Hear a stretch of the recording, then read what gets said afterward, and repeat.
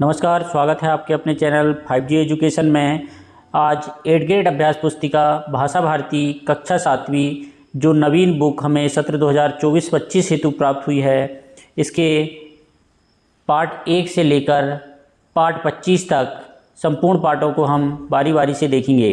8th grade अभ्यास पुस्तिका में जो प्रश्न पूछे गए हैं, ये जो प्रश्न हैं वो परीक्षा की दृष्टि से बहुत ही महत्वपूर्ण हैं। लगभग 70 से 80% इसी बुक से परीक्षा में पूछे जाते हैं। ठीक है, तो आइए पार्ट 1 से लेकर पार्ट 25 तक यातायात सुरक्षा तक हम संपूर्ण पाठों को बारी बारी से अध्ययन करते हैं।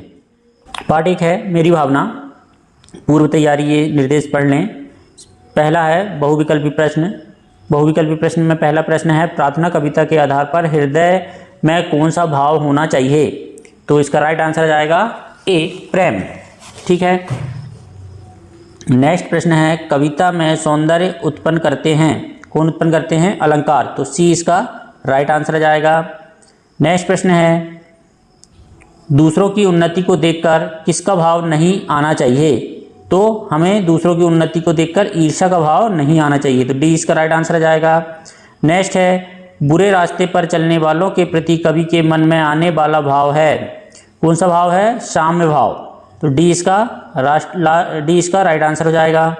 ठीक है। नेक्स्ट प्रश्न है, जाना क्रिया का भूतकाल होगा, है ना, पास्ट टेंस बताना है, तो जाना का गया हो जाएगा। बी इसका राइट आंसर हो जाएगा। ठीक है।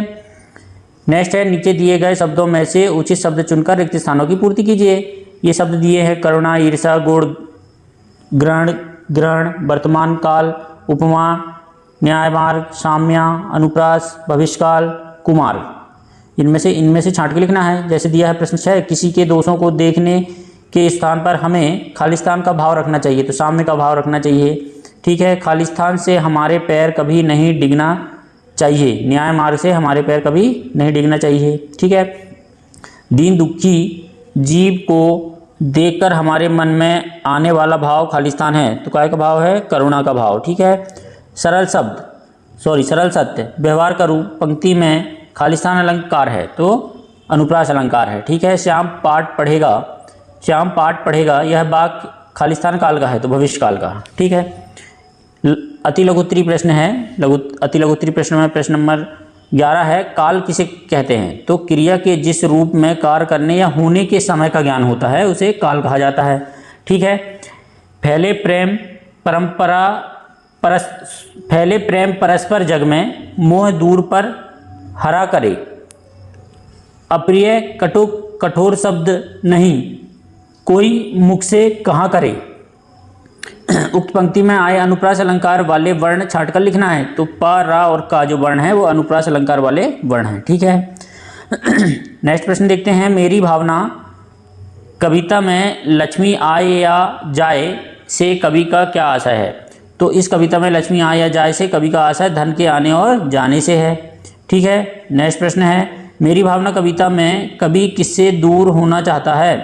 तो कवि धन दौलत मोह लोभ लालच आदि से दूर होना चाहता है। सॉरी, यहाँ कवि लिख लेना, कवि धन दौलत मोह लोभ लालच आदि से दूर होना चाहता है। ठीक है। नेक्स्ट है लघुत्तरी प्रश्न 15, हमें किसी से अप्रिय व कठोर शब्द क्यों नहीं कहना चाहिए? क्योंकि अप्रिय व कठोर शब्द इतने झगड़े पैदा कर देता है और उसका प्रभाव बहुत ही कष्टकारक होता है। ठीक है। इसका आप इसका आंसर लिखेंगे, मैत्री भाव जगत में मेरा सब जीवों से नित्य रहे। उक्त पंक्ति का भावार्थ अपने शब्दों में लिखना है। तो क्या लिखेंगे? दुनिया के सभी जीव जंतुओं एवं पादपों से व्यवहार प्रतिदिन मित्रवत हो, यह इसका भावार्थ हो गया, है ना, अर्थ हो गया। मेरी भावना कविता में आए किन किन सद्गुणों को आप अपनाना चाहोगे? तो दया, प्रेम, करुणा, न्याय, परोपकार एवं धैर्य जैसे सद्गुणों को हम अपनाना चाहेंगे। किसी व्यक्ति के किस किस व्यवहार को देखकर आप अनुमान लगा सकते हैं कि वह उच्च भावों वाला व्यक्ति है? किसी व्यक्ति के अच्छे व्यवहार को देखकर हम अनुमान लगा सकते हैं कि वह उच्च भावों वाला है। ठीक है। नेक्स्ट प्रश्न है दीर्घोत्तरी प्रश्न है, न्याय मार्ग पर डटे रहने के लिए हमें किन किन बातों से दूर रहना चाहिए? तो न्याय मार्ग पर डटे रहने के लिए व्यक्ति को स्थिर और निष्कपट रहना चाहिए, उसे अपनी बात स्पष्ट और तथ्याधारित तथ्य के आधार पर करनी चाहिए, विवाद को बढ़ावा नहीं देना चाहिए और कानूनी प्रक्रिया का पालन करना चाहिए। इस प्रकार प्रश्न 20 है, सत्य और परोपकार की भावना से संबंधित शाला पुस्तकालय में या अन्यत्र पढ़ी हुई कोई एक कहानी अपने शब्दों में लिखिए। तो लिखे हैं, एक गांव में रमेश नाम का एक लड़का रहता था। रमेश बहुत ही दयालु और ईमानदारी था। वह एक दिन रास्ते में उसे एक पर्स मिला, उसमें बहुत सारे पैसे और कुछ कामी कागजात थे। रमेश ने सोचा कि यह किसी का होगा जिसे बहुत ज़रूरत होगी। उसने पर्स में एक पता देखा और पहुंच गया।